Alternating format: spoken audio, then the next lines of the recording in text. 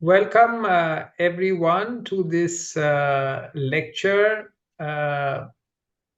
which is being offered by Dr. Rahul Banerjee as part of the series of lectures that the Baha'i Chair for Studies in Development at Devi Ahilya Vishwavidyalaya has organized, called the Dialogues on Development. This lecture by Dr. Banerjee is on the Bhil Adivasis traditional modes of ecosystem restoration. Thank you, Arash, and everybody who's listening for providing me the opportunity to talk about the Bhil Adivasis nature-friendly lifestyle. So I'll be using a PowerPoint presentation. So I'm just sharing that. So this uh, subject, as Arash was saying, has become extremely important in the current context of the serious problem of climate change that humanity is facing. The Bhils that I am privileged to work with have done exemplary work in communitarian ecosystem restoration. And women have led from the front. So that is why I have shared this picture here that you can see, in which there are women who are protecting the forest, and the person who is leading, she is no more, Bhil Bai. So right from the beginning, when this whole work started some 4 decades ago, she was there and she led the women at a time when women did not come forward in various rights matters. So she was there. So I will be talking about this very great community that I have been working with. First, I will begin with a brief description of the characteristics of Bhil Adivasi society. The first thing is that these people originated in Sindh, which is in Pakistan, and then they migrated. So now what we have today is the diaspora, which is in the hilly and forested regions of southern Rajasthan, eastern Gujarat, western Madhya Pradesh, where I work, and northern Maharashtra. And they are the most populous scheduled tribe in this country. So must be around 6 million, because we haven't had the census yet. The latest census, there must be around 6 million people. The traditionally they have had a non-accumulative economy. So that is one major point about their culture, which is very important in the present context, is that they live close to nature and rely on nature, and so their economy is a non-accumulative one. And in fact, they have customs. There are religious customs that they have. There's a festival called Tingal, in which every household, every 4 or 5 years, they have to hold a feast for the whole community, so that whatever nature has given to them, and what the community has given to them, because they cannot live without the community, so they give it back. So that is the major aspect, that one major aspect of the traditional, that is a knowledge system, that where you don't accumulate, and instead you take the whole community together. So since they do not have a monetary economy, and they are living in a community dependent on nature, so they are tightly knit community, very very good relationship between themselves, and they have labor pooling customs, which I will be talking about in detail, more detail later. That they pool their labor to do the work that they have to do to live for their livelihoods. And they are fierce defenders of their resource bases. There are innumerable, in history, that right from the time of the Guptas, Gupta Empire, when the Gupta Empire was all over the country, the Bhils remained independent because because of the archery skills, and they refused to let people come into their forests. So because their livelihoods are dependent on that forest, they have both fought against others to prevent encroachment, and protected them. And their gods So their religion also is nature based. It's a nature worshipping religion. So they don't have idols. Instead, they have stones, rivers, trees, the cereals that they cultivate. So I will talk about that more later. So these are part of their worship. So this is the basic cultural paradigm in which they reside. And I would like to share this painting here by one Kosa. He's a Bhil Adivasi from Maharashtra. So interesting part of this painting is that the person there in the arrow, there are pens. He's sitting on a book. He is traditionally dressed, but he's sitting on a book, and the bow has arrows which are made of pen. So this person Gosa is a part of an organization called the Adivasi Ekta Parishad. It is a Bhil Adivasi organization spanning all the Bhil organization, mass organizations that are there in all these four states of Maharashtra, Gujarat, Rajasthan, and Madhya Pradesh. They have formed this organization, and their thing is that in today's modern situation, your part, all this is fine about the traditional Bhil culture, but that is situated now in a modern context where the state and the market are dominating.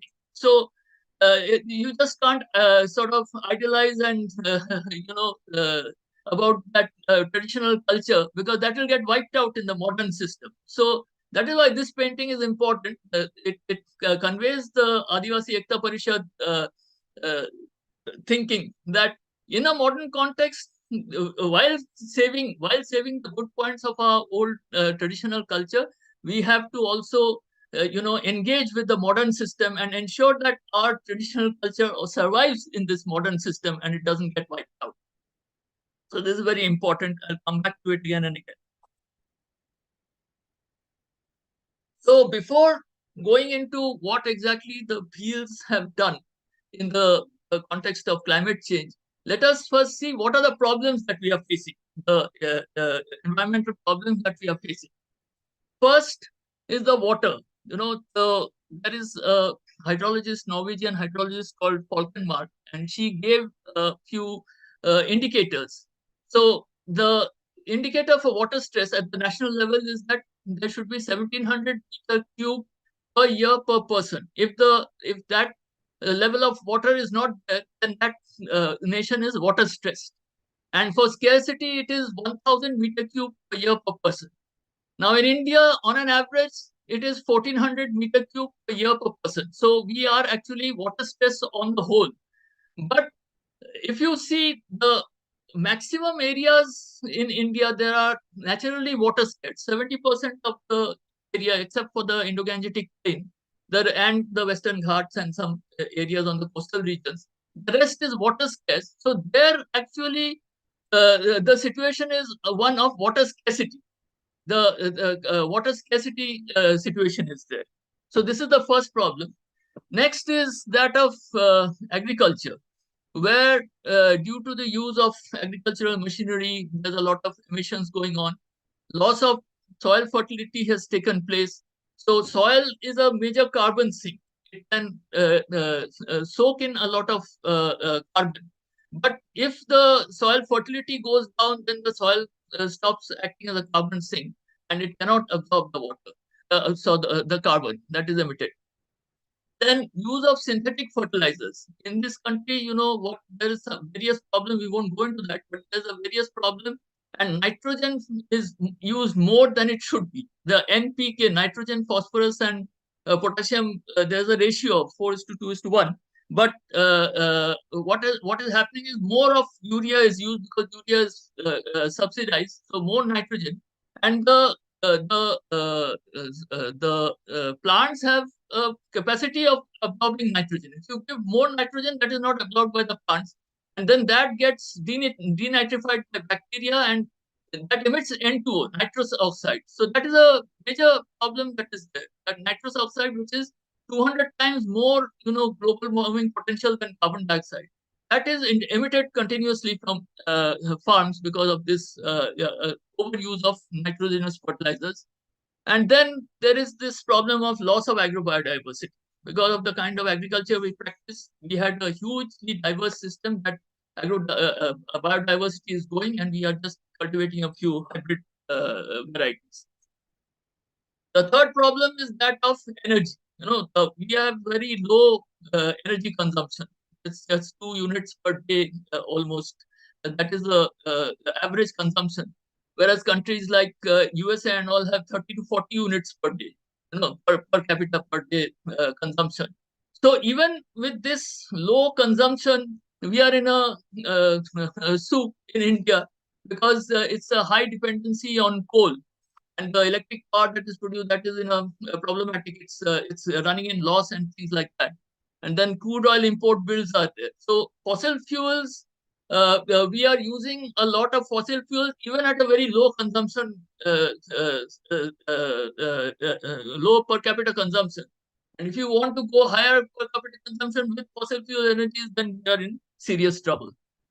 So overall, as a consequence of this huge emissions from fossil fuels and other activities, human anthropogenic activities, since 1945, global warming, the increase, it's 1 degree centigrade increase and 0.2 degrees per centigrade each decade it is going on. And the COP21, the COP21 in Paris in 2015, they had said that we have to limit it to 1.5 degrees per centigrade.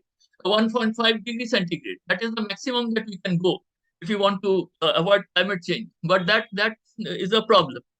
So now, what are the various contributors to this climate change?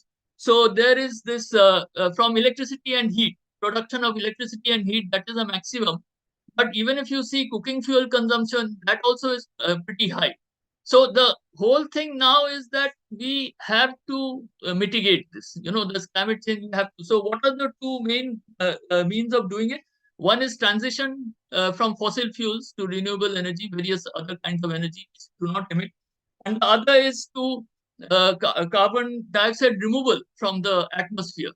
However, actually, if you see the total emissions now, it's around 55 billion tons of carbon dioxide equivalent per year throughout the world.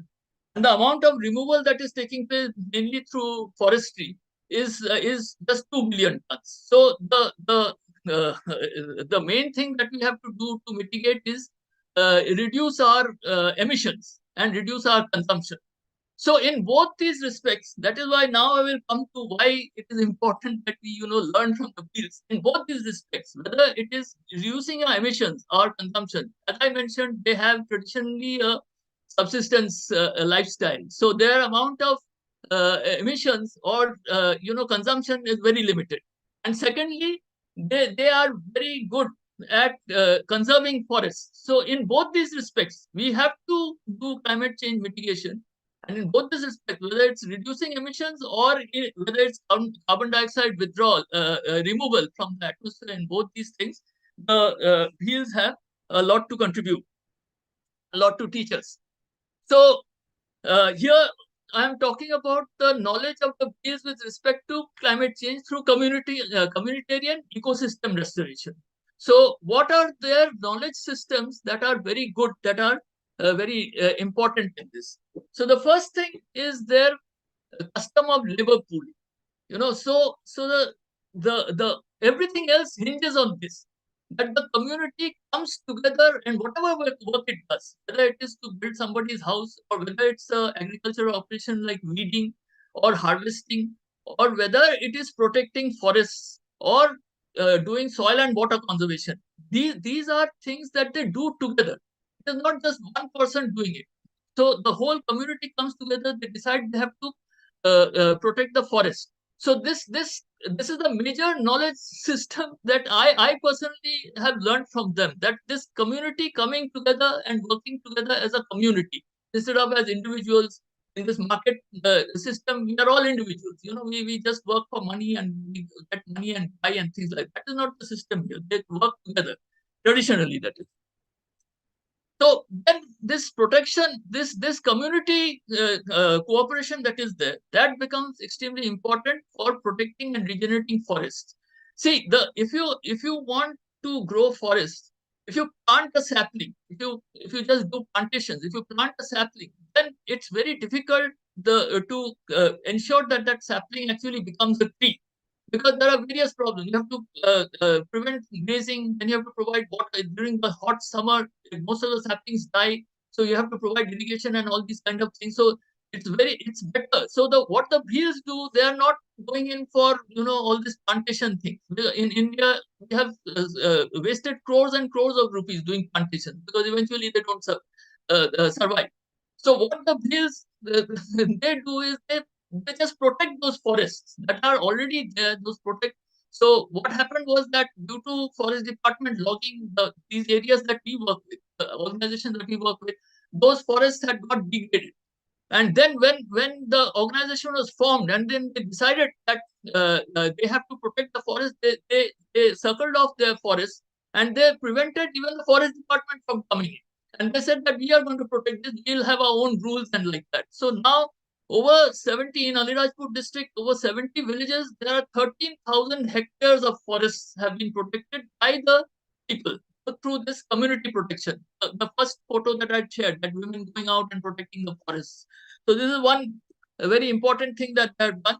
And the other is the hilly areas. These areas in Alirajpur are part of the Vindhya Hills. So they are very hilly areas. So unless you have soil and water conservation measures, bunting and gully plugging, they will get eroded. So what I was saying, that if the soil gets eroded, then its potential for retaining both water and carbon gets eroded. So that has to be stopped.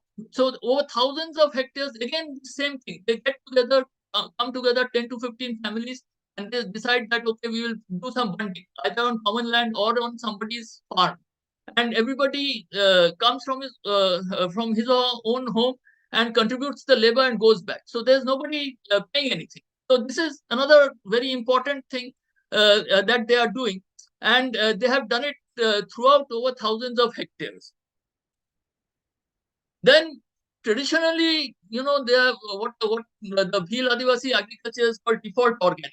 They have traditionally not used these things. Even after Green Revolution and everything coming in, these people have remained outside that whole system. So this, as I said, that this Green Revolution agriculture, this chemical agriculture, that is one of the most polluting systems, because they are contributing nitrous oxide to the atmosphere. That is not there at all in these things. And their basket of food, that is very rich. They have various kinds of millets, some 10-15 varieties of millets, to 4 or 5 varieties of oil seeds and pulses, vegetables. All these things are there. So this whole system of agriculture that they have, that is a varied system, that is very very eco-friendly. And what is more important, as I was saying, that their gods, who are their gods? Their gods are their cereals. So in their myth, they have one creation myth, the Bhils. And in that myth, there is one goddess called Kansari, which is actually the cereal sorghum, jawar. So, according to the myth, God created the human being, but it had no life. So then God told the human being that you go and suckle at the breasts of Kansari. Kansari is Jawar. So Jawar Mata, they said. So if you suckle at, then you will become, you will have life. So that is how, so life giver, so the cereal Jawar sorghum is for them the life giver. So that is how their whole worldview, their religion, everything is very integrated into nature and agriculture. And then they have gravity-based irrigation systems. So here you can see this this photo, that there is have funded this stream. This stream, first of all, because of all this soil and water conservation and forest conservation, the streams there are perennial. In these villages, this is from a village called Vitara, which is on the banks of the river Narmada.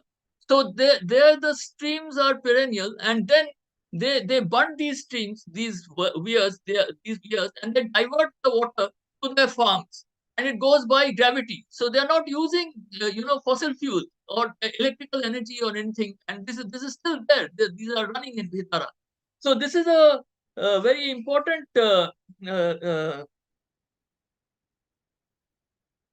So this is basically in brief. I can go on and on and give you a lot of photos and things, but this is in brief their whole ecosystem restoration and eco-friendly system of agriculture, soil and water conservation, forest conservation, and etc. But the problem is that, as I was discussing with Arash just before this lecture, is that they are a very small community. Okay, so they are on the margins of the mainstream system. So even if they are practicing this in their own area and have built up enough strength in their organizations to practice this, but the total population, as I said, is some 5 or 6 million in this whole country of some 1400 million. The bills are five, and even within that, the number of people who are in part of this organization who are doing this are very limited. There's a few lakhs. So even if they are practicing like this, unless mainstream society, follows these methods, there is not going to be much impact as far as climate change mitigation is concerned. So that is what I'm going to talk about next. That this is there, but how can we mainstream it? So here I will discuss some principles of equitable development, which should be there. So there is this very important principle called subsidiarity principle. It was first developed by the Roman Catholic Church, the Vatican, and but now it has become accepted. So this is a very simple thing. It says that what can be done at the local level, that the whole decision making should be at the local level. The central level authorities shouldn't be coming into this. So this whole thing of ecosystem restoration is something that has to be done at the community level, at the local level, at the panchayat. In our system, we have this panchayati raj. But what is the reality? The reality is that the panchayati raj doesn't have funds, and even if it have funds, that funds comes from outside and with writers that you have to do this, build a road, build houses, concrete houses. Even in the Pradhan Mantri the Avas Yojana, it's technical sanction is given only for a concrete house. So all these things, that first of all, they don't have funds. The subsidiarity principle is being violated despite Panchayati Raj. Panchayati Raj is there on paper, but actually Panchayati Raj isn't there, because it's all decision making is done at the center only. The panchayats don't have any powers at all to. So that has to be reversed. This subsidiarity principle has to come in only when what we are talking about the Bhils, their traditional knowledge. Not only the Bhils, you go to the Gonds and you go to the northeast. Everywhere you will find that tribal communities, which are 8% of this country population, they have something to contribute in terms of climate change mitigation. But what they have to contribute will never come into the mainstream unless you have this subsidiarity principle. Then the second thing is trickle up. You have to have investment at the bottom. If you have investment at the bottom, not only will that, if you have investment in ecosystem restoration, renewable energy, sustainable agriculture, not only will the whole ecosystem be more better, but that money is going to come up. The people at that lowest level of this country who are living in villages, they're in negative actually. Most of the time, they don't have money. So now, if you give that money there and direct it to, just don't give what you're having today is populism. There's people giving governments they know that people are poor, so they have to give them something. But that is just wasted. That it's not given in a directed way. You have to give that money for ecosystem development, sustainable agriculture, renewable energy, all these things, climate change mitigation. But when that money goes there, that will flow up, because they don't have any money. They have to buy. If you give them 2,000, 3,000 rupees or 5,000 rupees, it won't stay with them. It will come up in the economy. So you'll have a vibrant economy. The whole economic system will be more dynamic. So these are the two things that we have to implement. That without this, it is not possible. So now this is the whole system, the equitable and sustainable rural economy, how it is going to be. So based on what I have said earlier, you can have this kind of a system where actually the panchayats and the communities are able to implement this. That you have a biodiverse cropping system. So from that you have whatever we eat, consume, and all that. That becomes manure after that, and some of it can contribute to renewable energy. And then you have forest, soil, and water conservation programs here. They also contribute to soil enrichment, renewable energy, recharging of water, groundwater aquifers, all these water, those problems that I had indicated in the first slide about energy scarcity, then water scarcity, and then food scarcity, and climate change mitigation, all these things. And this whole thing about rural economy, if you go to a village and you go to a village store, you will find all kinds of stuff that is coming from outside hanging there, and it's all trash that is hanging there, all these kurkure and all this kind of stuff. So everything, whatever they have is going out, and they don't have anything. So unless you have local production, so you have renewable energy, you're producing renewable energy in a renewable system. And then in fact there's this whole thing of ecosystem restoration. If you have a growing forest, so you have a forest, you harvest it, and then use that biomass to produce energy, gasification and energy. So at the local level you can have energy, this whole problem of energy shortage, and it can be solved without having global warming, because you have gasification, and that leads to biochar and all that. We won't go into the details here, but the main thing is that this is the system.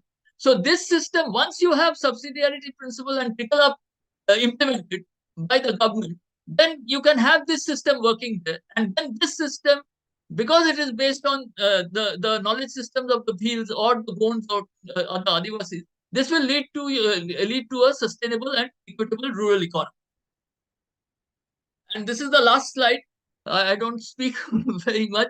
The whole thing is that what we are actually doing. Arash was asking me that what exactly are the scope of all these small organizations. As I said, we are part of the Adivasi Ekta Parishad, which is the umbrella organization in which we are all there. And this whole thing is that you do all these research and development activities that are there based on traditional knowledge systems, or you get in new, like if you want to do gasifiers and all that, of course that technology is not there with the field, so that has to come from outside, or solar energy, or even wind energy. All these, it's not as if you just say that only Bhil knowledge and no other knowledge. That is not the scene. The thing is that Bhil knowledge, given its importance, we have to give it importance, and then synthesize it with the modern knowledge and try and get to a system where you have a more equitable and sustainable system, and that is also just towards nature. So in that you have all these work, and then this outreach. For instance, this lecture today, I was very happy when Arash asked me to give this lecture, because it gives me an opportunity to talk about all these to a larger set of people than whom I normally talk to. So this is all there. We are constantly trying, and then policy. So as I said, the main thing. Say, for instance, if you take the NGO sector, the maximum amount, even with CSR and everything, is around 20,000 crores. If you take all NGOs together in this country, their budget is not more than 20,000 crores. Whereas the government, just the MGNREGS budget is some 60 to 70,000 crores. So NGOs, the maximum we can do is, give kind of some examples of things that should be done. But eventually it has to be governments, global governments, or Indian government or state government. Everywhere, this thing has to be implemented by the government. So that is a major part of the whole thing. That if we can influence government to do all these things that we are doing, and give enough importance to Adivasi knowledge, then we will have a better kind of situation than what is prevailing at the moment. Thank you. That's all. Do the Bhils have a realistic chance of protecting their values and culture even while interacting with the state and the market? In other words, can they avoid isolation and also protect their identity? How can they succeed where so many others have failed? It's a big question. Yeah, it's very difficult. But as I said, at least the Bhils have this Adivasi Ekta Parishad, and there are other organizations also like Jai Adivasi Yuva Sangathan and all that in Madhya Pradesh. So they have managed to save a considerable amount of their culture. Their language is still there. They have their own music and dance, and these things are there. This is, I have just mentioned one example of a few villages that we are working in, but this is there in other areas also. In the whole Bhil area, there are, if you take these 4 states, there are many places where this kind of work is going on. So it is difficult now. What will happen in the future is difficult to say, but currently it is still there. They are being able to stand up against the market and the state, both of them. With the support of the Adivasi Ekta Parishad. Yeah, So that's various organizations, right? Yeah, without that, it's not possible. It's just if the community is left on its own, then the state and market will just penetrate. They have already penetrated. I mean, they dominate the whole scenario. There's no doubt about that. That both the state and the market dominate this whole deal. Homeland is dominated by the state and the market, but they have managed to stand up to a certain extent. okay. Ganga Rao asks, you spoke of Panchayati Raj system, how to fix its problems and establish subsidiarity principle. This is very difficult. No, we have not been able to do much in this respect because the whole system is such that it's very difficult. They control all the funds. Eventually, it's all control of funds. So all that funds these days, quite a large amount of funds come to the panchayat, and that they control. How that fund is going to be used is not in the decision making part of the panchayat. That is decided from above, and the sarpanch and all whoever are the officials and all that, they just implement that. So it's very difficult. It's very difficult. Okay, the next question, how to ensure state, I think it's similar to the first one, how to ensure state and market work for the benefit of people and community and does not become a disruptive force that takes away people's agency. In other words, can it give wind to their sails? Can it work to their benefit? Which I think to some extent you mentioned that all over the world the state is really the agent that has to do something, and not much has happened so far. But yeah, like, any thoughts on this? No, it's again very difficult because the forces, especially as I said, the Bhils constitute just 5 million population. So even if they, I mean, that also is divided. They mostly in the, it's all right. Adivasi Ekta Parishad and all is fine, but ultimately you have to win elections and go to the legislature and parliament. If you want to direct state or even regulate the market. I mean, the state is there actually to regulate the market. So if you can't get into that state, how are you going to do anything? I mean, and then otherwise like the parishad or something in a few villages here and there, you might be doing something. But overall, as I said, that's my last slide, that you have to influence state and policy, which we are not being able to do at the moment.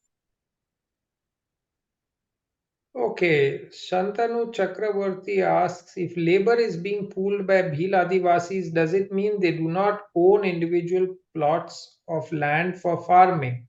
How do they share the yield or money after selling the produce? If not, then what is the average size of plots held by an individual in an Adivasi, Bhil Adivasi village?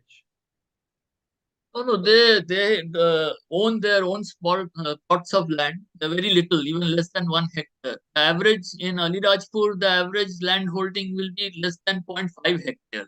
Because on the government records, it might show more, but actually, that one person, say for instance, I'm 63 years old. The land is in my name. I have say 1.5 hectares in my name, but I have 3 children or 4 children who won't get title to the land till I die. After I die, so actual fragmentation is much more than what is shown in the government records. So very small plot holdings. What this labor pooling is for sharing the labor. This farming is highly labor intensive. So that is one major reason why organic farming or sustainable agriculture doesn't spread, because it requires a huge amount of labor. So we have a one plot of land. We have once just we do some sustainable farming and try to spread it among the farmers. So we have a demonstration plot of 1 acre, and we have to put in immense amount of labor in that. So that labor, to a certain extent, by pooling, they can, reduce the individual labor.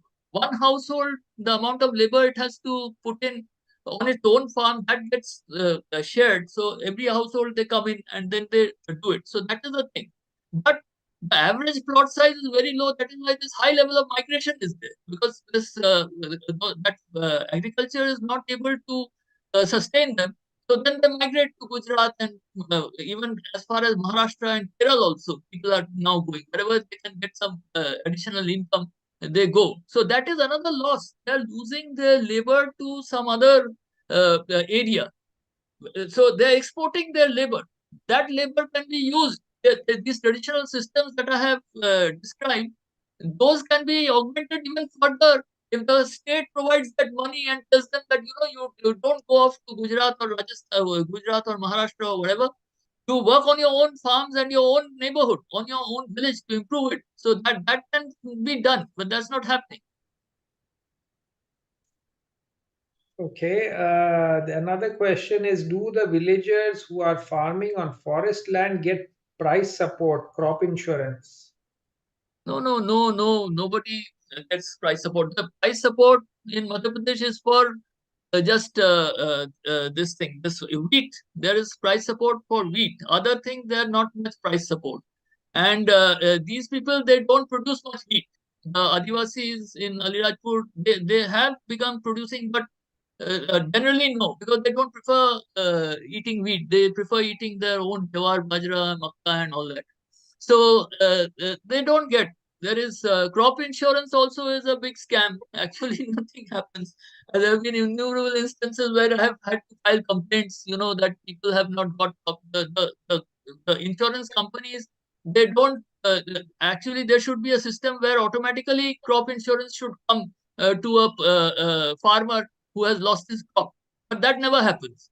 So there are innumerable instances where I had to, on their behalf, apply and file complaints, and only then. So this it's all there on paper, MSP and all this crop insurance. As far as Adivasis are concerned, I don't know about other areas what's happening.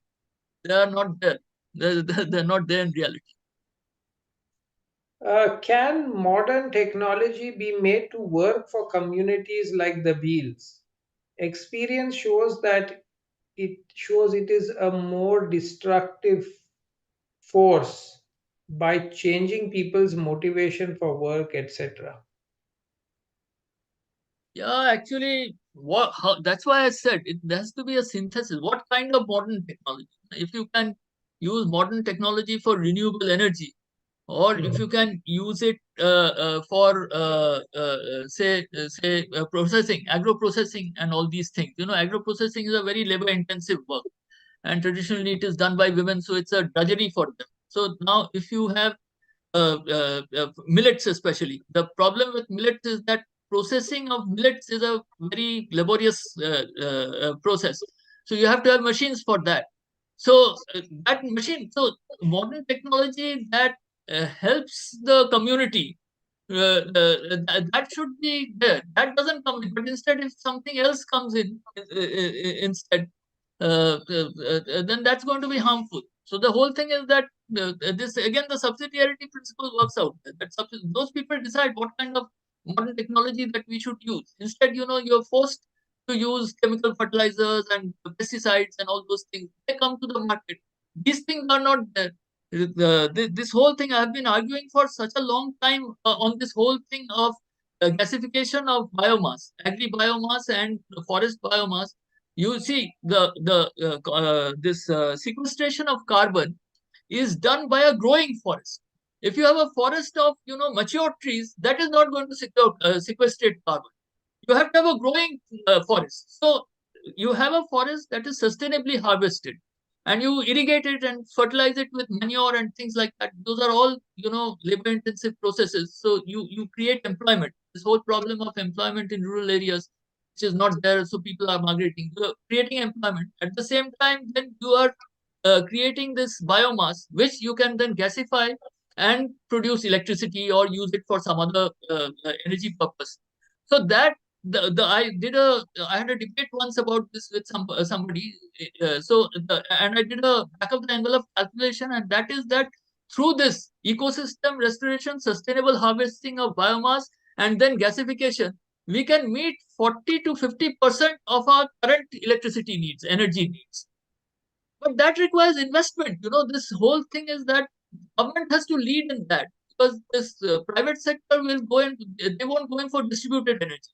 This is all distributed. Each village or each community has one gasifier in which it is doing all these things. So it's all distributed. That will not be met by private capital. Government has to come in. So this whole thing is problem. This problem is that this subsidiarity principle not working.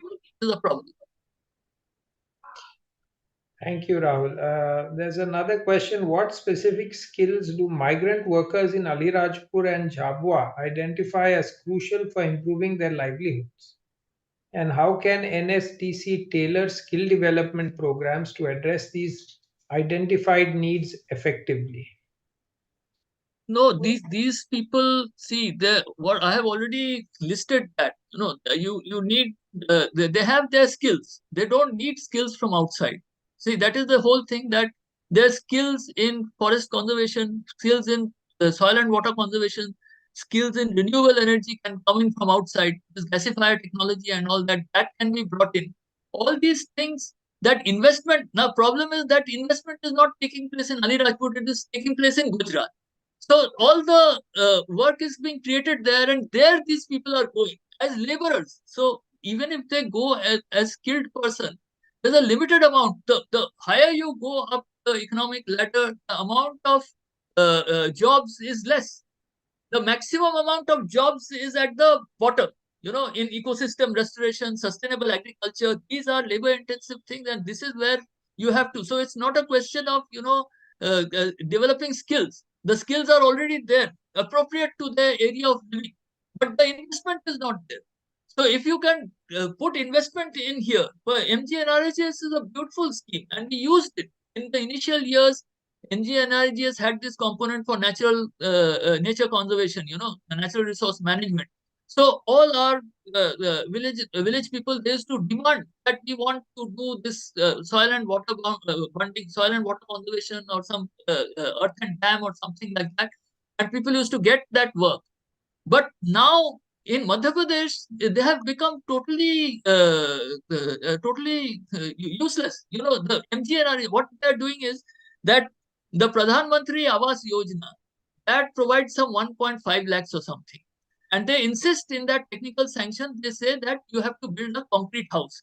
Now, even a small concrete house of just 200 square feet or something, that will require at least 3 lakhs. You are saying you are providing only 1.5 lakh, and you are telling them to build something that will cost them 3 lakhs. So how are you making that up? The labor component of that, some 1 lakh is given from MGNRGS.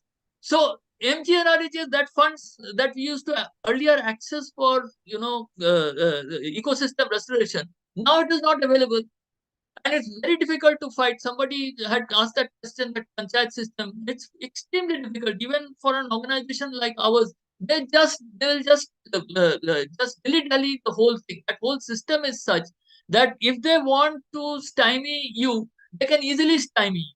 You can go on fighting, do everything, and nothing will happen. So that is a problem.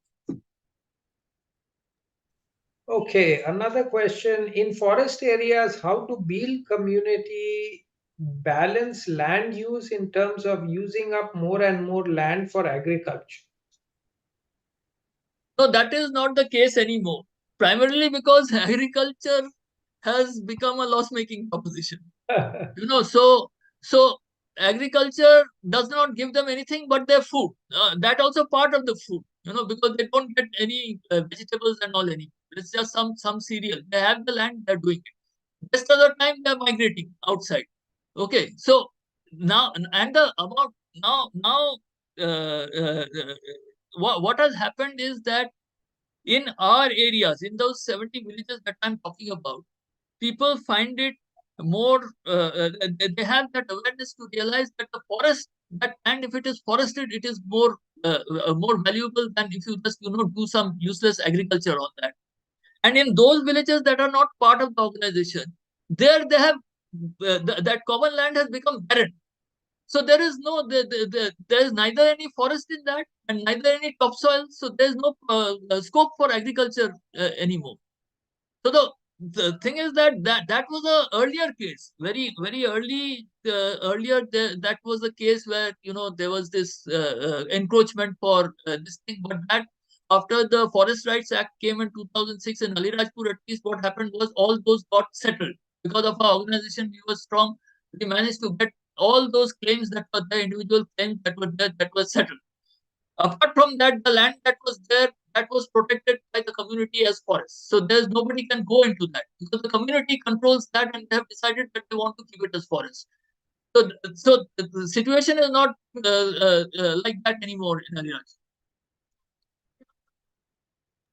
There's a question from Caroline. With the state and central governments now promoting natural farming, do you see any evidence that Bhil methods and knowledge of chemical-free farming are being more valued and recognized? Yeah, the what I had mentioned was that the natural farming, sustainable agriculture requires a huge amount of labor. So unless you are compensated for that labor that you are putting in, you are not going to do it. That is the problem. See, compared to chemical farming, the chemical farming is less labor intensive. For instance, if we just take fertilizers, if you have one bag of urea, equivalent to that, you have to have at least 2 trolleys of manure. Okay. Now, 2 tractor trolleys of manure requires a huge amount of labor for composting and all that, and then distributing it into the field, and all these things are there. So unless and then when you go to the market, you are getting the same price. You're not going to in the market when you go to sell. You won't get a higher price for your sustainable agriculture product. You will get the same price, whatever. Even the chemical people are getting less. Even the chemical agriculture, in fact, in this country, if the subsidy for this thing is removed, the chemical fertilizers is removed, and for electricity, these are the two main subsidies that are going apart from credit subsidy and all that, which goes to everybody else. But if these two are removed, then the whole agriculture in our country is going to collapse. So the thing is that you have to realize that this is a highly labor-intensive occupation, and in fact, when we conduct surveys in our area, when we conduct surveys, we find that the household, one small household which has 1 acre of land or 1.5 acres of land or something like that. Now, after deducting all the costs that are there and from the income that they get from selling that, the if you divide that net by the household labor that the household has put in, then the average daily income is just between 100 and 150 rupees. So that is whereas the agriculture statutory minimum wage for agriculture is 320 rupees in Madhya Pradesh. That nobody gets. Not even people who are going to work in somebody else's land, they also get 200, 250 at the most, unless they are doing piece rate work. Sometimes some operations, agricultural operations like sowing onions and all that they get on piece rate. So for that 1 or 2 days, for doing that, they might earn 400, 500 rupees. Otherwise, generally, when they go out, they get 200, and on their own land, they get only 100, 150. So this is a very serious state of affairs, that that the people who are giving us our food, we are not giving them money. So the what is the logic behind that? The logic is that if we give them more money, if they give them 300, then the prices of food will go up and you will have food inflation, which is going to create a problem. So you want to keep the prices of food low, then you pay a subsidy. You know, pay a decent wage to the farmer. The Acha, I would just like Srijit has asked one question. I would like to address that. He says that in your answer to the first question, you mentioned that the Adivasis have been able to stand up to market and the state. At the same time, you concluded by saying that the state is important in the journey of sustainability. How do we address this tension to be or not to be with the state and also with the market? So when I said that the Adivasis have stood up to the market and state, that is only to a certain extent. That to a certain extent they have been able to. Somebody had asked about that culture, whether that culture it is going, but they have been able to form this organization and do something. But at the larger level, what I am saying is that if ecosystem restoration has to take place, then the state has to step in. The state has to step in and provide that resources to these people through MGNREGS or some other this thing, some other scheme. MGNREGS is the best scheme, but the role of the state is extremely important.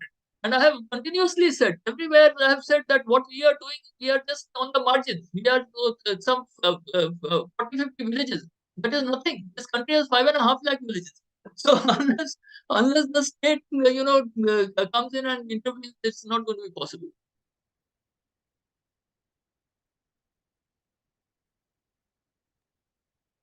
Thank you. There's a question from Kirti Kanko. Are you aware of any groups doing similar conservation work in collaboration with Bhil tribes in southern Aravalis? There is excessive pressure on Aravalis here, and deforestation rates and mining pressures are going up. Yes, southern in Udaipur, the Seva Mandir is there. Seva Mandir, and there's another organization, Jini Shivastha, Astha. These are the two organizations that work extensively on ecosystem. In fact, Seva Mandir has now this FES, Foundation for Ecological Security. They give a prize every year. That's a worldwide prize for good work in ecosystem restoration. And Seva Mandir has got it last year. Seva Mandir and Timbuktu Collective in Andhra Pradesh. These are the two that got it last year. Elinor Ostrom, they call it Elinor in memory of Elinor Ostrom, the first that lady economist who got prize for this commons, saving commons, collective action to save the commons and all that. So, but they're all limited. As I said, they must be working in 50, 60 villages at the most, or 100 villages. The rest of Aravallis is going down the drain, obviously, apart from wherever these people are working. Mukesh Gupta asks, Sir, in this Samaj Sarkar Bazar trio, do you see a possibility where communities and markets could collaborate together to force the governments into desired policy direction? Or is it easier for the Samaj to influence the Sarkar? I don't see the Samaj really influencing. I mean, the markets control everything. What we eat, whatever we do, that is all controlled. As I said, in these villages, in these stores and all that, you will get kurkure and all this kind of absolutely worthless stuff are selling all the time, and tobacco and things, all these things are selling. So market is extremely powerful. I mean, right from the 1930s. Of course, earlier also it was there, but from the 1930s, with the advent of television in 1930s, the propaganda for consumerism, that is tremendous. So it's very difficult. Continuously you have consumer, even the person, our colleague who works on our farm, on that center that we have, that one acre plot that we have. There's one colleague of ours, that's an Adivasi couple. Their children also, they demand that you bring all this kurkure and stuff and all that. So it's very, very difficult. I don't see how, market, the way it is going, can be, the society, how it will counter that. So the thing, it's easier to try and influence the government And that also is difficult, as I said, because there's no chance of, we are not even able to win panchayat elections, let alone this thing, legislative and this thing elections. It's very difficult because it's all become money oriented. Now, because of panchayat, each panchayat gets at least around 1 crore a year from the government. So there's a huge amount of money at play. So the elections also are decided by that. That guy who spends more money wins the election, unless in a few villages where we are in control. That's only 30, 40 villages where we have people of our own people. But they face a huge problem in trying to get things implemented because the whole system is controlled from outside. Rajesh Ramakrishnan asks, how can Bhil organizations link up with similar organizations of nature dependent communities countrywide to create a politics towards alternative paradigms of development?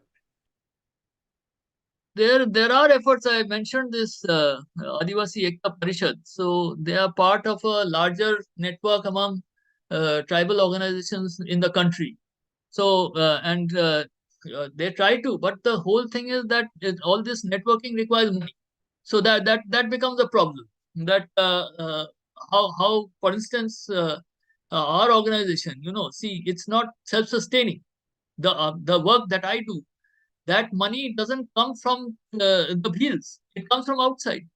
No, I leverage some money from outside. Of course, it's very little compared to what is required. But the thing is that for this kind of organization, you need finances, and there's fees. It's very difficult. In fact, I mean, I don't know if there are NGOs here, people who are listening in. The NGO sector is in very deep trouble now because this year it's come in. It's a. I'll just digress a little bit and come in with the story. 2 or 3 years back, the Comptroller and Auditor General did an audit of the Income Tax Department, and then they found that the provisions for exemptions for trusts and societies for so-called charitable work were being greatly misused by even all these big companies. Big corporations, they have all trusts and they are misusing those provisions to avoid taxes. So the Comptroller and Auditor General passed a stricture on the Income Tax Department that you are because you are not scrutinizing these tax returns of these guys, these big trusts that are corporate trusts. The state is losing a lot of revenue. As a result, this year they have come up with a very stringent kind of law. That the reporting laws that are there, that have become very stringent. But the problem is that NGOs are in the trouble now. They have, along with the big fish, they have netted the small fish also. So now it's extremely difficult. Let's not go there. The NGOs that are there who might be listening in, they must know that now it's become extremely difficult to, comply with all these provisions of the Income Tax Department. And if you don't comply, then you lose your exemption and you can't access funds. So the whole thing is that, you want to do good work, but the funds are limited, and whatever funds are there, they're also getting very difficult to think. So what Rajesh is saying, to implement it on the ground is a very difficult kind of thing. Networking and this and that, getting together, and advocacy, whether it's media, even cases, you have to fight cases. Now this new the Conservation Act, the rules of the Conservation Act, they have changed, and they've removed the Gram Sabha altogether. Earlier the permission of the Gram Sabha was necessary. Now they have removed that from that, and that is in violation of the Constitution, fifth schedule. At least in fifth schedule areas, Constitution says that fifth schedule areas Gram Sabha is paramount. But whatever you want to do, you have to first ask the Gram Sabha. Now they have removed that from the rules. Now, to challenge that, now we are thinking about challenging it in court, and that will cost some money. A few lakhs will be required so that money has to be got from. So the thing is that many things can be done, but the problem always comes is that these organizations, what we are doing, we are working in shoestring, not even shoestring budget. I would like to mention another joke that Martin Luther King had attacked. So Martin Luther King, in one of his videos, it's there on the tube. somebody says that, like other communities, the African Americans, they should pull themselves up by their bootstrap. That you should use your own power and try to rise up. So what Martin Luther King answers is that if we had boots, then we would have pulled up. We don't even have boots. So what is the question of bootstrap? So that is the situation of NGOs. We don't have boots. So Rajesh says that you do this, do that. Where will the funds come from? That is the situation here. So Martin Luther King had said that you freed us, you freed the slaves, but you didn't give them anything. At that time, for populating the western part of USA, which they had acquired, they were giving the white settlers coming from outside Europe. They were giving them hundreds of acres of land. But these people the African Americans who were freed, they were not given anything. They were free. What the hell? You don't have anything, so how can you be free? Okay, then there is a rather long series of questions by Yasin, who says, what kind of technology and modern techniques could help the Bhil Adivasis scale their modes of restoration while preserving the spiritual component and values of the system?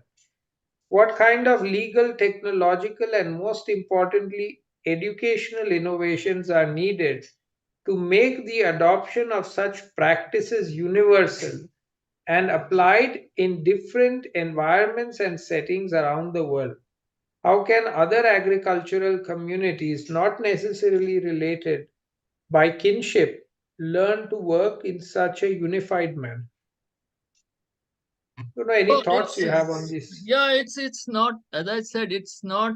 You just have to implement that subsidiarity principle. That is why before coming into what has to be done, I said that subsidiarity principle and trickle up. No, it's let them decide why should we decide what to do. They are capable people now. They are educated also. When we started work 40 years back, there was not a single educated person in the village. These days you have all these people who are educated, and they have all that I have said. This is not my thing. It's all Adivasi Ekta Parishad. It's all been formulated by them. I'm just presenting it here because Arash gave me an opportunity, so I'm presenting it here. But it's not mine. It's all there. So if a set of people can think so well, so coherently, all you have to do is give them that power. They don't have resources. They have mostly, as I said, half an acre of land and all that. That how will they survive? So they have to go off to Gujarat or wherever to somehow make ends meet. Now it's the responsibility. Why is the government there? I mean, if you take the liberal democratic state, it is there to redistribute income. No, that is one of the basic principles of any liberal democratic state right from the 1930s, when it became clear that you can't have laissez-faire capitalism. So the whole thing is that you redistribute, you tax those people who are earning money and then redistribute it to people who aren't. And they are not earning money not because they don't have the knowledge to earn money. It is because of the whole system that prevents them from utilizing that knowledge. And now, especially now when it has become very important, whatever has happened. But now, given this climate change, this whole global warming problem that is facing us, it is extremely important that for food security, climate security, water security, energy security, for all these reasons, we have ecosystem restoration, sustainable agriculture, and all these things. So when it's clear that we have this, then why don't we give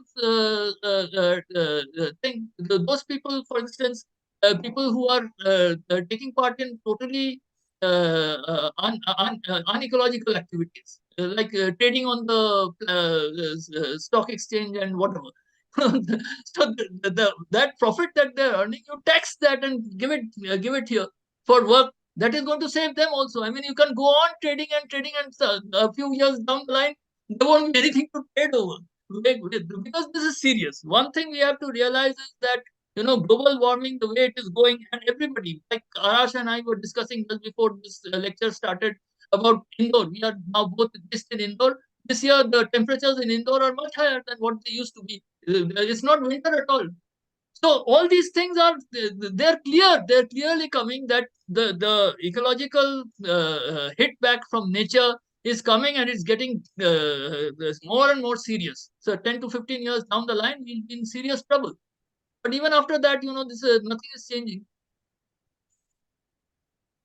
Okay, then another question is asked from your experience, what are some cultural patterns in the Bhil community that act as barriers and need to be overcome to continue to deepen their efforts to live in harmony with nature? Is there an awareness within the community of what their strengths and challenges as a community are that they need to work on? Yeah, the main problem is patriarchy, as everywhere. I mean, that's a problem with our mainstream society also.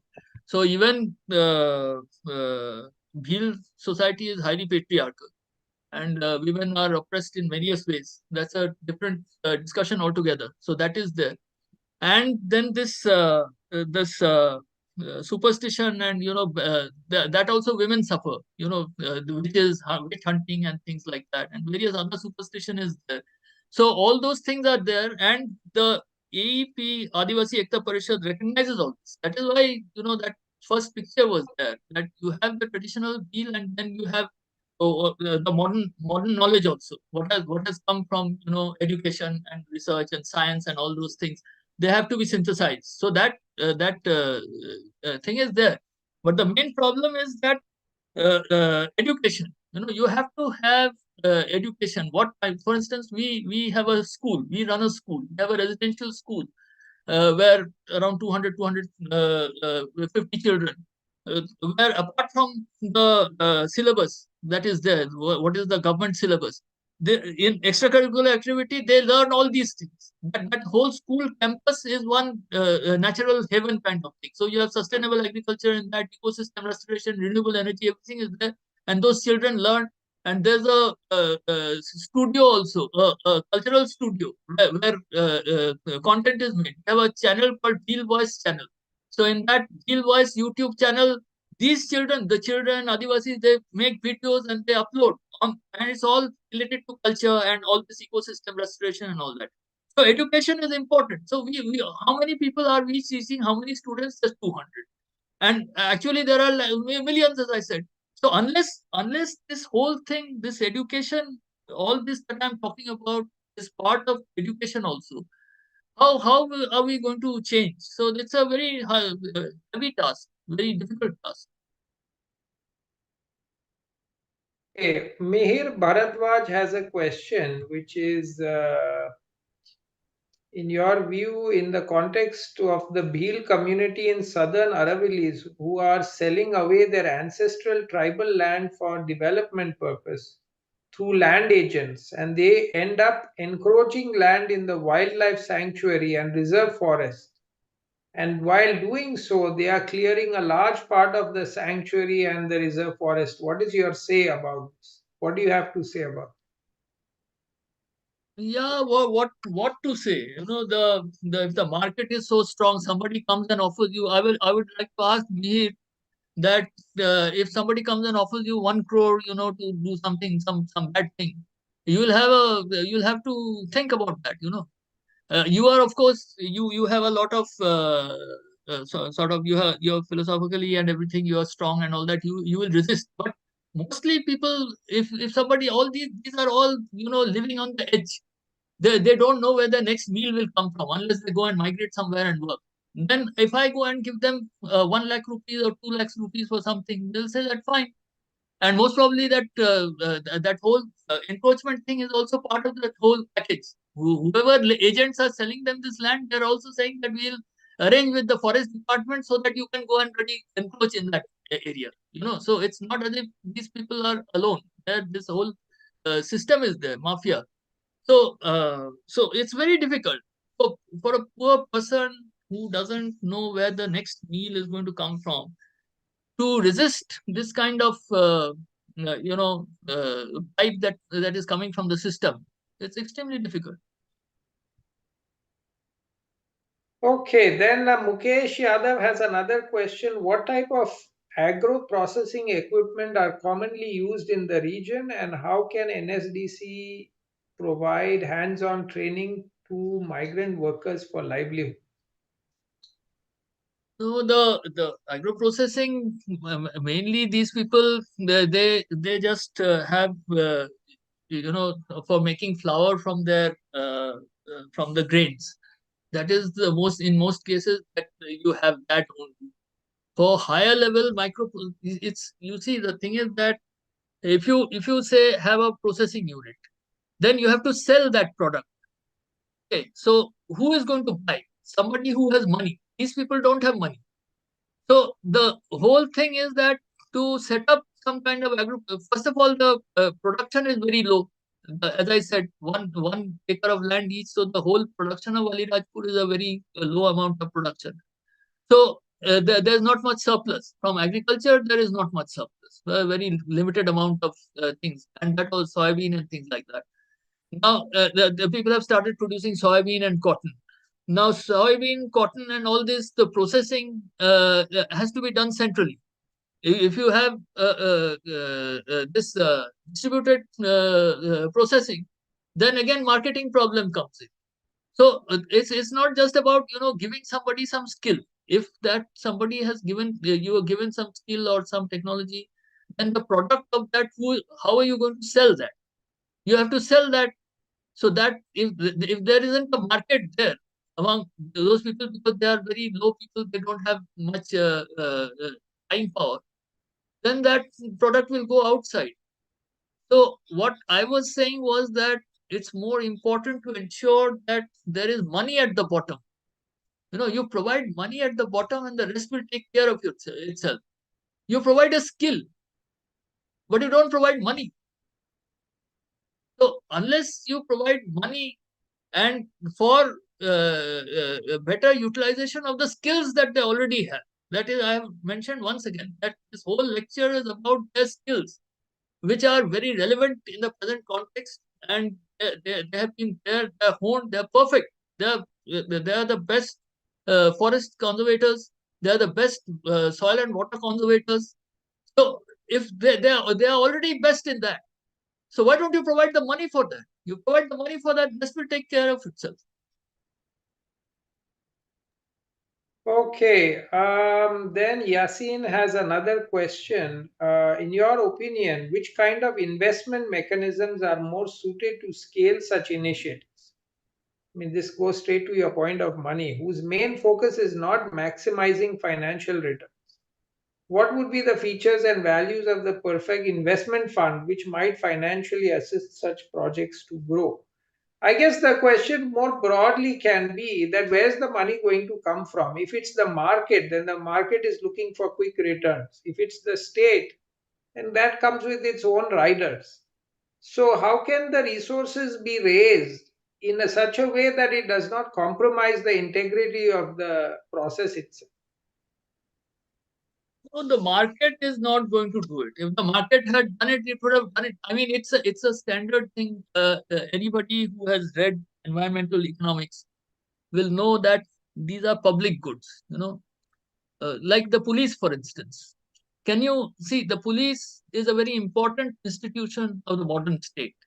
You can't, if you just take Indore, just 2 or 3 days ago there was a problem created because of some law that the central government has made, which is creating problems for the truck drivers. So they went on strike, and then they did all kinds of things, and then the police had to come in there. So the police, in the liberal democratic framework, the state through its police is supposed to, make sure that law and order is maintained according to justice, to maintain justice basically. Now, are you going to then say that the police should be funded by in a political in a profitable manner? Can you make profit out of police or judiciary or whatever administration? So there are some things that the government has to provide. And climate change mitigation, ecosystem restoration, these are things that the private market is never going to do it. They can't do it. It has to be done by the government. Let the market. Somebody is selling clothes, somebody is selling cars, somebody is selling whatever. Those things are, can be sold in the market. Somebody will buy it. That fellow will make a profit. So from that profit, you tax, and then use that tax to fund these activities which are not profitable, whether it is police or judiciary or the academics. That is changing now, because all this is private. The education is coming in, but as a result, what is happening is that education in this country is going to the dogs. If you just go into the rural areas, you'll see that no schools are running, nothing is happening, and all these things are there. So even actually, education is a public good, health is a public good. All these things have to be provided by the state, because the large section of people cannot access quality education and health and all this. So this ecosystem restoration is also there. So this debate about this private funding, it's impossible. Private funding for these kind of things which are public goods is not possible at all. You have to have the state coming in out there. Thank you, everyone. And again, thank you so much, Rahul, for your time and all the effort you have put into this lecture. Thank you very much.